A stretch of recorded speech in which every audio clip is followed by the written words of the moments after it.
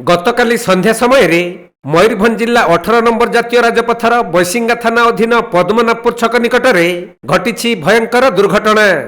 जड़े साइकेल आरोही को पछरु धक्का दे पाखापाखि रास्तार 20 फुट तल को खसी पड़ी कार। तेणु साइकेल आरोही को गुरुतर अवस्था स्थानीय लोक मैंने उद्धार करी डाक्तरखाना रे भर्ती करिसेंती। मिलिथिबा सूचना अनुसार साइकेल आरोही जनक डाहीबाड़ी साप्ताहिक हाटरू घर को फेरुवा बेले बारिपदारू बालेश्वर अभिमुखे अति द्रुत गति जाउथबा कारटी साइकेल आरोही पछपटे सख्त धक्का देइथिला। पर कार चालक भारसाम्य हराई जातीय राजपथरू पाखापाखि 20 फुट तल खाल को खसी पड़िथिला। फल कार चालक मृत्यु मुखरू बर्ती जाइथिले भी साइकेल आरोही जनक रास्ता पार्श्व को छिटिकी पड़ी अति गुरुतर होइथिले।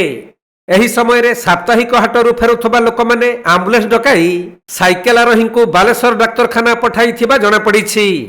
तबे दुर्घटना संपर्क रे खबर पाई बैसिंगा पुलिस पहुंची खाल रे खसी पड़िथिबा कारटी को क्रेन जुगे उठाइबा परे बैसिंगा थाना को आनी अधिक तदंत जारी रखिछंती। हेले गुरुतर साइकेल आरोही परिचय स्पष्ट भाव रे जणा पड़ी नाही।